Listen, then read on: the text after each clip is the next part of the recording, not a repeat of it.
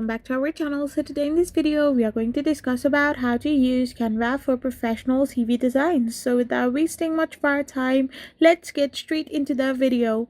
So if you want to use Canva for professional CV designs, all you can do is simply go and tap open Canva. Once you tap open Canva, all you gotta do now is simply go and select the templates option. Once you're in the template section, in the search templates, you need to type in professional CV or just CV. Once you write it in, you can find several templates in your template section of Canva. Now you can simply select any of the CV that you want to customize for your own, and once you've selected a particular CV design from the templates of Canva, you can simply customize it according to your preference. You can add up your photo, you can customize the details according to your details, and you can finally create a professional CV design.